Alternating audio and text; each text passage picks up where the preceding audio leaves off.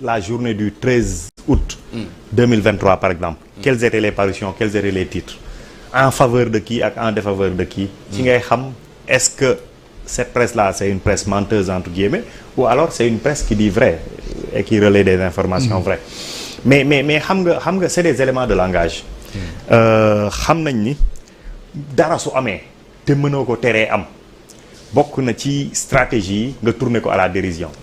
et xëy na ñoom loolu la ñuy jéem a tenter di def ñoom ñi nga xamante ne ci jox parce que lan moo tax mu jaral leen ñu bind.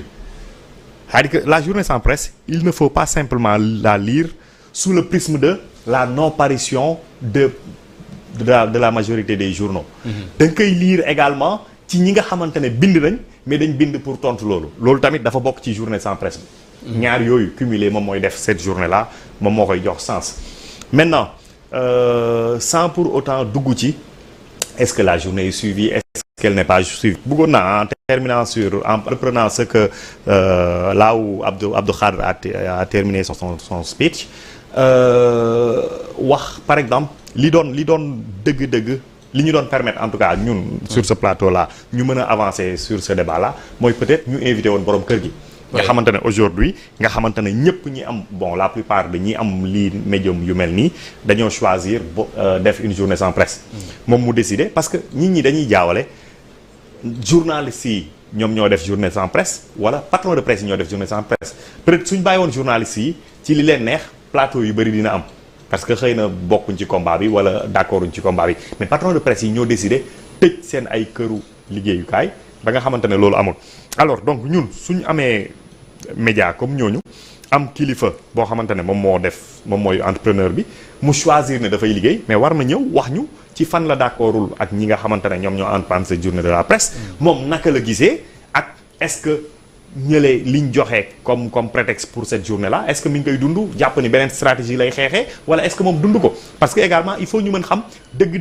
ñii li ñuy wax est-ce que c'est le vécu de tous les entrepreneurs de presse est-ce que ñi nga xamante ne dañ yor seen groupe de presse di doxal seen liggéey ni mu waree est-ce que ñi ngi subir lu mel nii loolu dafay permettre affaire bi gën a leer te fii dañ fiy invité ay nit tey dañu invité Abdou Khadre ñeneen dañuy ñëw di ñëw donc dina baax ki nga xamante ne moom moo sos lii toogaluñ ko fi waxaluñ ko mais moom tamit mu ñëw toog jàkkaarloo. ce serait excellent bu fekkoon ne au niveau de la régie. dëgg la on l'a pas préparé mën nañ koo am. mu dugg par téléphone mu dugg. ce serait excellent bu fekkee loolu Lamine mën nañu ko lijjanti. baax maintenant pour revenir ci mbir mi. xam nga dafa am ñii nii dañ jàpp ni dafa am lu ñuy subir comme injustice. wax nañ ko ci seen édito commun bi wax nañ ko fu bëri mais stratégie de lutte bi mën nañ ci wax. Thioune wax na ko. Au Sénégal wax dëgg yàlla c'est vrai que mën nga toog gisoo la presse en général paraîtul am na une actualité par exemple brûlante à l'Assemblée nationale peut-être que amoo feedback su fekkoonte ne dañ toll ci journée bu normale comme toutes les journées mais quand même ce qu'il faut constater et dire mooy que ni dafa mel ni Sénégal dafay embouteillé chaque jour du fait de la parution de plusieurs quotidiens yoo xamante ne des fois mën nañu wax est-ce que li ñuy bind li ñuy wax est-ce que am na sens est-ce que am na soo jugee fii daal fii est-ce que dina am un traitement de l'information au-delà de lii au-delà du sensationnel au-delà des titres pompeux donc est-ce que aujourd'hui cette journée-là que l'on présente comme une journée sans presse mooy ñooñu noonu li ñuy wax est-ce que amul lu ciy dëgg c'est-à-dire que est-ce que doo ko gis comme une journée boo xamante ne nit ñi dañuy souffler c'est-à-dire que c'est comme une respiration de ñëpp ñi nga xamante ne dañ soxla information dañ soxla presse mais tellement que on en reçoit ba dafa mujj ëpp et cela revient sur la stratégie bokk na ci problème yi nga xamante ne presse bi daf ko am mais quotidiens yi duñ jaay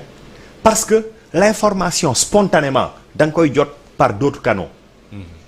léegi aujourd'hui ñoom suñ toogee def boycott def journée sans presse mais est-ce que ñi leen dese woon ci lectorat est-ce que duñ dugg ci fi nga xamante ne fa la ñuy fekk l'information instantanée fa la ñuy lire le traitement dëgg-dëgg de l'information par des experts par ñoo xamante ne dañ ci bokk xam ni man kat sama 100 francs yi may jëndee tel journal par exemple mën naa ko économiser te di dem directement s'ouvre benn nit fii nii affaire yooyu noonu. c'est-à-dire que donc ñoom ñi nga xamante ne d'accord nañ ni seen modèle économique c'est-à-dire que seen production permettre leen ñoom ñu auto prendre en charge. Est-ce que aujourd'hui liñ def du une balle qu'il se tire dans le pied. Est-ce qu'il n'y avait pas une autre manière de faire en tout cas wan régime bi su fekkente ne ñoom la ñuy xeexal que ñoom dañuy def boycott. Loolu mooy première observation. Deuxième observation bi mooy et il faut le dire cuun xaw na ko wax soo seetloo ñi def respecter ce mot d'ordre de grève yépp mooy ñi nga xamante ne gouvernement bi daf leen jiiñoon ni dañ jàppale woon le régime. Maintenant wax naa ko léegi il faut faire la dichotomie entre l'entrepreneur de presse et les journalistes nga xamante ne ñoom ñooy bind ñoom ñooy toog ci télé yi di wax wala toog ci rajo yi di wax. Parce que nag li am mooy gis nga 54% des Sénégalais yi voté au premier tour Bassirou Diomaye Faye mais ñooñu ñi ngi ci presse bi xëy na taux yi mën na évoluer mën na changer mais fépp foo dugg ci groupe social économique professionnel soo fa duggee normalement war nga mën cette représentation la war nga ko fa mën fekk. Donc buñ foog ni su fekkante ne ñoom dañuy xeex ak ñooñu noonu parce qu'ils n'auraient pas participé à leur combat dañuy épargner ñi nga xamante ne ñoom dañ gëmoon combat bi xeex ko à travers leur page des fois sax ci reportage yi nga koy gis ak seen prise de parole libre yi. Aujourd'hui gouvernement bi responsabilité ni ko premier ministre Amadou Ba waxee qui a été quand même directeur général des impôts et domaines xam na li nga xamante ne moom moo xew ñëpp wax nañ ko impôt képp kuy nekk ci dëkk bi da nga ko war a fay ci nii ak directement ou indirectement mënul ñàkk parce que loolu moom moo ñuy permettre ñu doxal li nga xamante ne moom mooy suñu pacte social bi nga xamante ne moom moo ñu boole mais gouvernement bi sa responsabilité du rek collecter de l'impôt mais c'est faire en sorte que chaque Sénégalais mën a dund ci xam-xamam mën a dund bu tey mën a jëriñoo boppam et loolu noonu bokk na ci li koy permettre entrepreneuriat.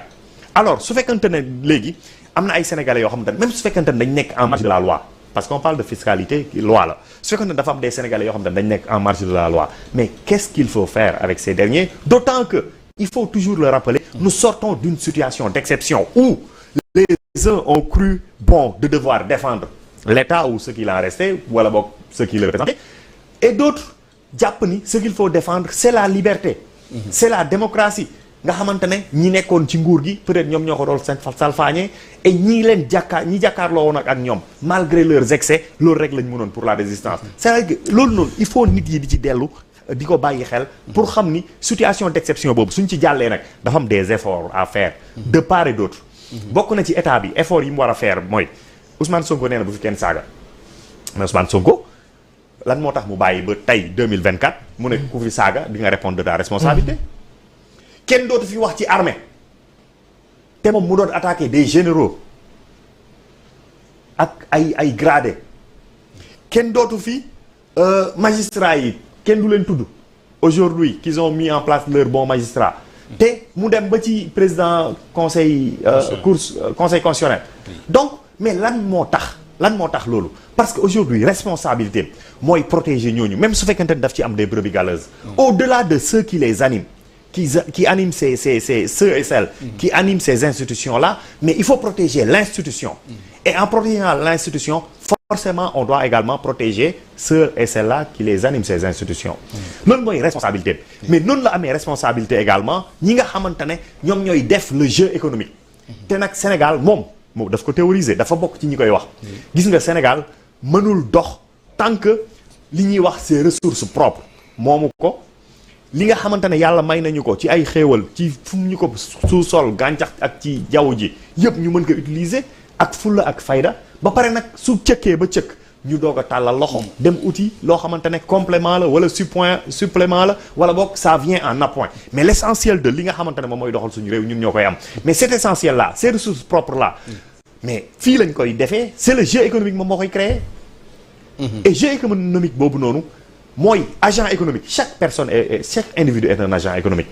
mais kañ ngay nekk dëgg-dëgg un agent économique pas su fekkante ne da ngay consommer rek am kenn koo xamante ne moom moo am revenu di la jël en charge mais soo amee salaire ci ngay gën a nekk agent économique bokk na ci problème yi nga xamante ne Sénégal moom la am économiquement mooy nous n'avons pas d'épargne nationale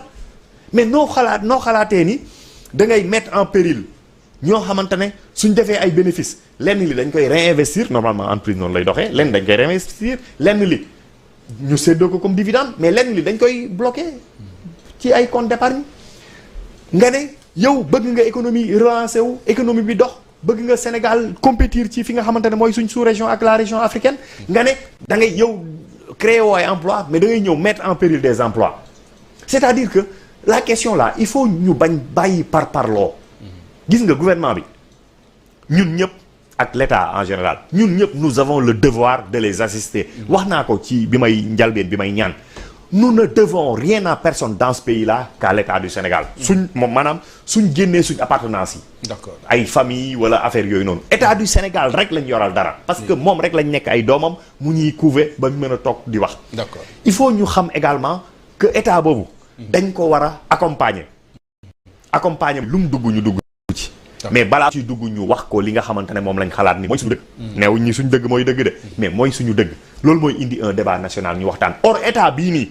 am na leneen lu muy def lu dul di jéem a contrôler la presse dafa c'est-à-dire que man je ne parle pas même pas de rupture mais nous devons avoir une évolution dans notre vie contrôler wala réguler la presse non réguler dafay non réguler mooy yoon réguler et réguler dañ koy réguler par des textes par l'application de ces textes là et par le contrôle de l'application de ces textes ñoom en interne ak yooyu mënoon nañ dem mais man yàgg naa tirer sur la presse l'entreprise de presse ni muy doxee non d'accord ma ci dara coow li dañuy wax booy nous sommes déficitaires dugg na fii mais koo ci gis entreprise mu am entreprise de presse tey suba mu toxu gannaaw suba nga dégg mi ngi jënd ay immeuble di tabax oto yi ñuy dawal kenn du ko dawal ci dëkk bi donc presse bi li muy génne ñi ngi koy def seen bopp dafa am nag des parents pauvres mooy les véritables agents de la presse de l'information ñooñu ñooy les parents pauvres état mën na seet loolu fexe ba utal leen ay garantie ci seen ay contrat fexe bañ defal leen ay contrat fexe ba couverture sociale ak yooyu ñu mën ko am c'est-à-dire que loolu mooy rôle état loolu mooy réguler mais contrôler nag moom c'est autre chose loolu moom daf lay dugal ci li Yoro Dia di wax les pratiques de Hitler et du nazisme d'accord waaw c'est-à-dire que loolu amul njëriñ daf lay ñu dévier de li nga xamante ne moom mooy seen mission et du ñoom ñoo ko njëkkee peut-être que on peut le dire du pouvoir socialiste toute chose étant égale par ailleurs on peut le dire du pouvoir de Abdoulaye Wade on peut le dire du pouvoir de Macky Sall mais ils ont le devoir ñoom surtout au-delà de ñooñu ñëpp parce que ñooñu ñëpp woy dañ ñëwoon pour presque ay taf yëngal mais ñoom liñ ñu dig mooy waxuma la alterner le système peut-être que loolu ay c'est de la sémantique mais les effets pervers du système moom jàppoon nañ ni dañ koy changer or dañ ñëw ñoom ñi ngi koy perpétuer d'accord c'est important ce n'est pas acceptable d'accord Thioune maintenant aujourd'hui ñi jàpp ne